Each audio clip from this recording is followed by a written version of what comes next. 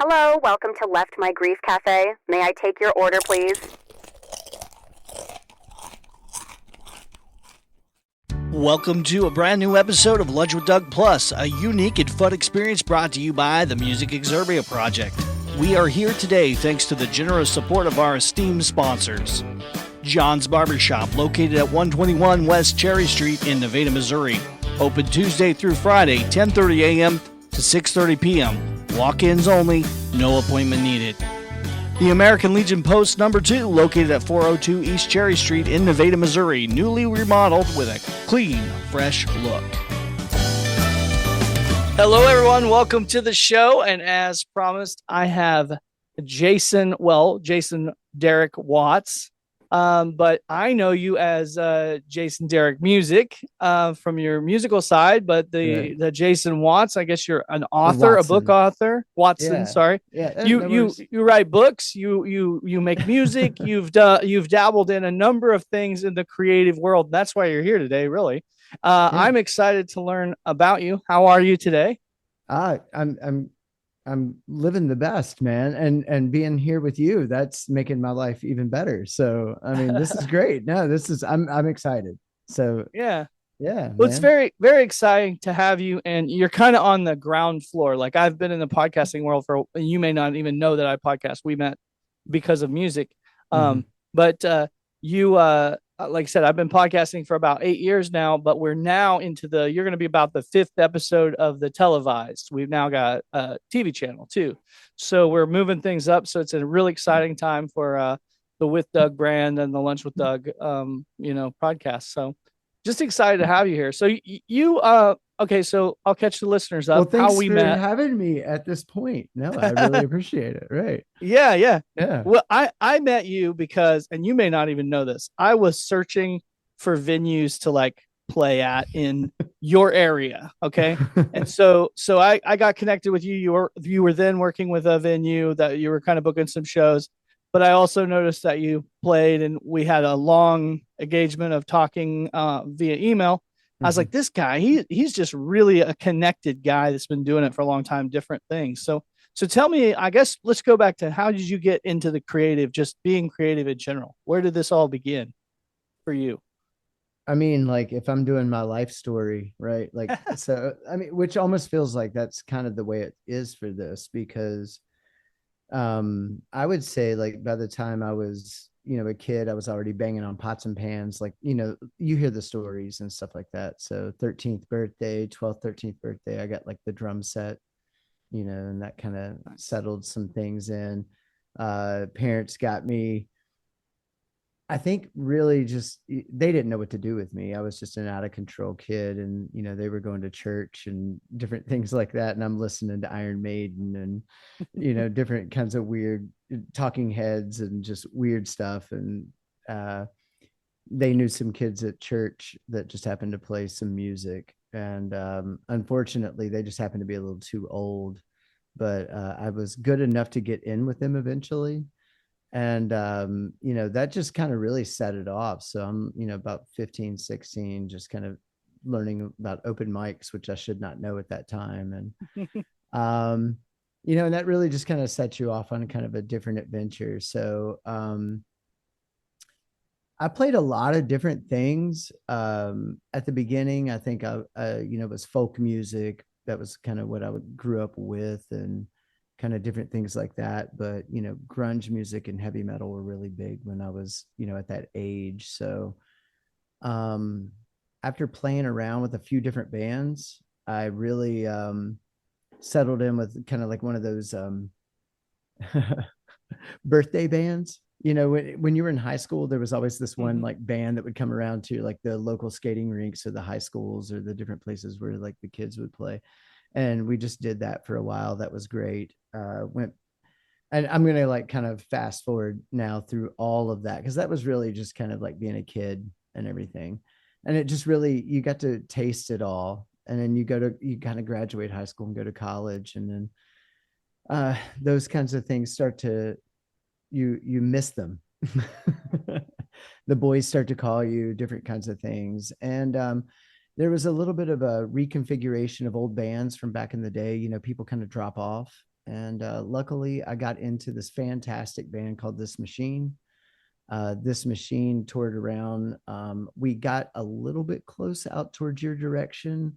We were, Memphis was really, the Mississippi was kind of our line. We're more East Coast, up Jersey, and then down through like, Florida and all those kinds of places.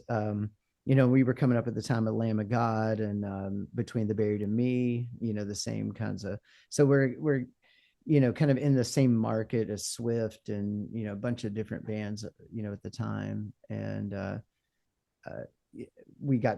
always said we were a D band that got to open up for a couple B bands. And then every now and then we got to hang out, in a room where Ozzy walked through. Yeah. We never got to hang out with, the top level gear, but, those guys would walk through. And, that was, we did that for a long time. And that was, a decade of just, throwing down and just having a great time, learning how to do stuff. In the background, I probably did a lot of hip hop, EDM kind of mastering and working in the studios, kind of learning the background kind of stuff and everything. So, sold a lot of beats and lived in Charlotte, North Carolina for a while, which is a pretty good, mecca for hip hop kind of different things. So great influences there. I could go on and on with those kinds of things, but yeah, over the last few, years, I went on and did a lot of like EDM, like mastering. So One Note Wonder, kind of did its things, maybe, I was really impressed with a lot of your video work, which is what I'm trying to get into now, which is what One Note Wonder was kind of a project kind of to get into that. And then I don't even know, you get to a certain age, and that's kind of where I am now. You do a lot of reunion tours, you do different things like that. You got a lot of different things kind of going on. But I think like really right now, like you said, where I've been lately is networking, and I find a lot of young acts. I find a lot of people that have, blown my mind when I go see them. And they remind me of me, at the time. And I think, what would I like to know and different things. So, today I do just a little bit of that, a little bit of, working on a country album that will come out past the time when country's popular and, that kind of stuff. So that's where I'm at now. There's a lot of filler I could put in there. yeah there's so much more. I could so really, many questions. Yeah, well, you're feel free to. No, it's okay. It's so hard because I don't know which portion people want to be interested in. No, it's okay. And that's cool. I like to talk about everything. That's what I kind of initially could tell about you. I was like, you have your hats, a lot of hats, wearing a lot of hats in the business, doing a lot of things. And so I was like, I guess my main question right now, like, and I'm trying to think, I assume the listeners are thinking the same thing. What is the project that's most dear to your heart? Now I know you're doing a number of things and you like all this, but what is it that you really are true to you right now that you're trying to, you want to do as your project? Well, that's, we were kind of chit chatting a little bit, just through our messaging and stuff like that about some of this. So I didn't know if you wanted to go about like, some of my writing and novel work and, some of that stuff that I'm working on right now, but sure. That's right now. Absolutely. Yeah. Oh, tell us about it. Like I'm waking up right now. That's what I'm thinking about. Like that's my passion project at the moment. Well, so what do you, fiction or nonfiction? What do you write? Well, my brain is just out of control. So it is, I'm a fiction, fantasy, speculative fiction author. Speculative fiction. Tell me about that. I don't even know if I've ever heard that word before. That sounds great. I'm intrigued. Like what if? There's, we could say sci-fi is kind of like the umbrella genre of it, but what if the world had gone this way, or Oh, what okay. if in 500 years it's like this, or what if Gotcha. yeah, what if we were on a different planet, but, or, Yeah. how would it's speculation on things and stuff Uh-huh. like that. So this is a fantasy world to some degree. That, world building is something that I love, the imaginative process. So as being a writer, a poet, a musician, you dabble in all of this stuff. So the creative juices on that, are always there. You're always trying to figure out a new way to say the same thing that everybody else has said. I mean, how many damn songs are there about love? So you've got to really be creative with your language. And so, one day I just kind of had this idea and just wrote it down. And I spent an afternoon probably filling up a legal pad, just an entire legal pad, probably about 8 hours. It's just, I kind of do that a little bit of, but, and then that kind of sits over on the side. And then I'm having a bonfire moment with my buddies. And I'm like, so there's this thing I was thinking about. And, this goes on, the iterative process. I don't know if you've ever written a song 6 or 7 times, it's terrible. And you just leave it on a shelf and you rewrite it and it's still terrible. And, 10 years later, you finally find the magic kind of key to it. And so, the thing hit. And so this idea finally comes down. So the entire book that I had becomes like a middle chapter. It's like, it's now this sub note of this thing, because the whole world locked together. And so I've been probably 6 months now, just literally my free time, extra time. I wake up extra time in the morning, stay up extra late. I'm writing, rewriting, but I'm posting this initially as a YouTube and Patreon kind of like a webcast kind of thing. And each chapter is coming out every week on there, which gives me just enough time to like panic and rewrite and try to redub all of the the narrative redubs. Now there is one disadvantage. That's a great way to do it. I love it. There is one disadvantage though. Once you lock it in, you're locked in. You let it out. You can't. So, and then if you get a different idea, you're like, oh man, I've locked in the storyline. Now I got continuity. I have to exactly right. You can't George Lucas it. No, I'm just kidding. Oh my god. Don't get me started. No. If we can go down the Star Wars. Yeah. But that, I think, is part of why I wanted to do this, is to start locking it in, to make it real. Because I think I was rewriting maybe chapter 14, and then that's causing me to go back and rewrite chapter 3. Because I'm so worried about continuity. Now I've got to, now I've got to worry about language again. Did I reuse, the same adjectives and stuff? So I'm using, and I hate to admit this, but like, Grammarly, and, you're like having Chat GPT read your stuff and you're like, does this make sense? You're like, I'm like, just does it make sense? Or how many times am I using the same phrase or something like that? I love asking. Like, I love it. Like, it's kind of like having an editor there a little bit to ask a question of.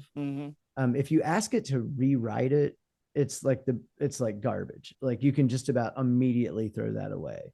But if you ask it to find something for you and just kind of give you feedback, I find that to be a little helpful sometimes. Or Grammarly will kind of like be able to just find some continuity kinds of problems. And I'm like, this has got to stop. I'm just going insane. I'm doing like all of this stuff. So how can I do that? And, I've got the whole book, but I don't feel comfortable with it completely. And so I thought a chapter by chapter release felt to me like a great way to do my very first like full novel release. Yeah, it sounds really cool, actually. Yeah. I've seen stuff sort of like that, but a lot of times the ones you see, I'm not saying they're all like this, but I've seen some that they didn't finish, or I don't know that they finished. So it's like you get, just like kind of waiting cliffhanger. Maybe they did, maybe I missed it, but I think of course that was just small stuff, but Well, Even Back to I've the got it. Future, the first one, it had left you hanging for quite a few years. I was like, are they going to make a second part or not? Oh my God. We're going back that far. Like, are your Yeah, viewers, are we in that age demographic? I Where are we at so here? new, too new to tell. That's not a movie that's gone away though. I mean, come on, people still watch that movie all the time. So no, I'm with you, but like I'm already on to book 2 and 3. That's the Uh-huh. great part of this. So Oh, I already nice. actually have, the entire book is written. So that's Yeah. fantastic. And I've already gotten, you know, I've gotten, I think the first 11, 12, I think chapters somewhere that are fully done. So they're already kind of uploaded and ready to Yeah. kind of Cool. go. And that makes Well, me feel comfortable. that eases you up too. Yeah. Then you can be like letting it kind of do its thing, and you're filling in a ways down the road. So you got time Right. to, yeah, that's So good. I can give you a little bit about it now. Now that I've told, we've kind of talked a little bit about what's happening Hmm. if you're Sure. interested. Well, Yeah. yeah, we got to know how to plug in. So Right. you got a way to, this website that we go to Yeah. fundraise for it. Is that happening? Okay. So The I'm, Edge of Knowing. That's the book. That's the website. That's it's at the Edge of Knowing, Instagram, Facebook, at the Edge of Knowing YouTube, at the Edge of Knowing Patreon. These are, I'm going to put up a TikTok eventually, but I don't really want to push it there at the moment. That's going to be something a little bit later on. I'll just kind of dump some stuff over there. But I really want to push things to the YouTube page at the moment. And then anybody who does the Patreon stuff gets extra. So they get a week access early. There's extra stuff on the Patreon. You get to, hear me talk about the book and what I'm going through writing it and the panics that I'm having and, that kind of stuff. But also you're going to get, when I publish the book which is happening, I'm already working on the publishing of the book, both in hard copy and on, Amazon and everything. So, those people will get, full access to the whole book, immediately, upon release and stuff. So, um, cool. that'll be fun. But yeah, so no, this is a book about really just we've gone through a pandemic, we've gone through all kinds of different kinds of things, and it's those events have helped me rewrite a lot of kind of what's going on. But I don't know if you are Brave New World, if you know much about like some of that old school like um fiction that was written that you had to read back in like middle school, high school Mm-hmm. kind of stuff. And it's just this idea about, are you living in the real world or not? And Mm-hmm. it talks, and I don't like to talk about this too much, but I'm also, I dabble a little bit and a lot. I do I might work as a statistician as well in my real work, and I work at one of the local universities and do different things. So a lot of the language in the book is extremely, dense to some degree, as far as it deals a lot with neuropsychology. It's just very high tech, kind of cyber, kind of different things, but it's really just about a fun adventure. With honestly, that is kind of that's for the geeks in there.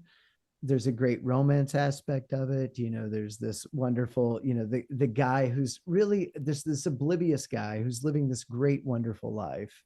And unfortunately, he just decides to have too good of a time and meets the wrong girl. She's the right girl, but it's just going to set him off on a path of kind of discovery. And as he goes on about this discovery, it really connects him to really just what it's about to be, a human. And ultimately, the questions that we're going to be asking ourselves in the future are, the craziest things. So the Yeah. questions I ask my I'm a teacher at the university, and we love to dabble in these kind of crazy questions. But, what would life be like if there was no death? If we all got to live forever? And, you could regenerate yourself. You could come back. I mean, and you could take these risks that almost eventually would all become mundane, like riding a roller coaster too much. You've gone to an amusement park more than 4 times, there's definitely this kind of boredom that sets in on this extremely monstrous contraption that used to terrify you just a moment ago, but now you're kind of like, it's just this thing.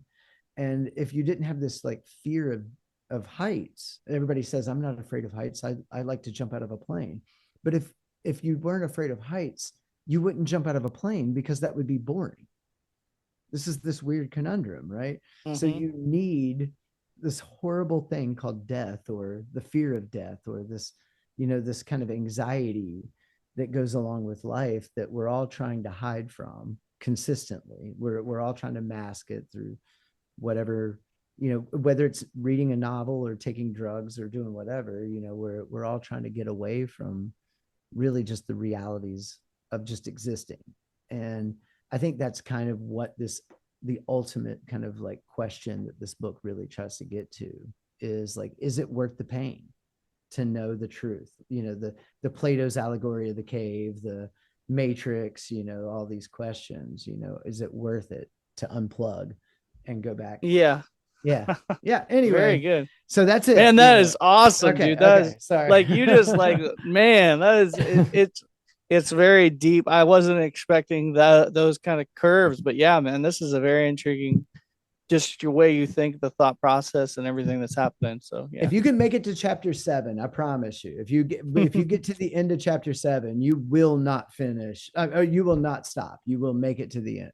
Right? Chapter 7 will rip your pants off. It'll yeah. Very cool. Very cool. So tell me about the website you have active now that they can come in and start subscribing to this, or is it not active? Yeah. We're on so it's at the Patreon at The Edge of Knowing. All just kind of crammed in there. So The Edge of Knowing is the novel release. Yeah. Okay. Sorry. And you may have said that just earlier when I was asking. I was just, I guess I missed you go to the Patreon.com. I'll plug it again. Yeah. Then you search it. Cool. Yeah. Well, and if you have a direct link also, it's you all, can shoot right. it. YouTube. Send it. Yeah. There's no numbers. Luckily I was able to get, these days it's so ridiculous. I was just shocked to be able to get this. So you got a banger then if you got it like that. I was like, right? Yes, absolutely. So pretty much The Edge of Knowing will take you to all of that. Now, if you get there, it might be hard to find some of my music stuff. I do keep some of that kind of compartmentalized, and I hate doing that sometimes, but when as a creative, you might know, like if you cross pollinate your feed, sometimes it can kind of like, I've got an EDM feed that I accidentally got too much folk music into. Yeah. No, I learned that I wasn't able to do that, so I just started trying to figure out ways to put it all together. Right. And here we are. All right. The channel that does whatever. No, I'm just kidding. No. I was digging your stuff, man. I'm like watching your videos. Like I am just rolling around. I'm like telling my kids, I'm like, get to work. Do you not see these kids in the video? Like, what is happening here?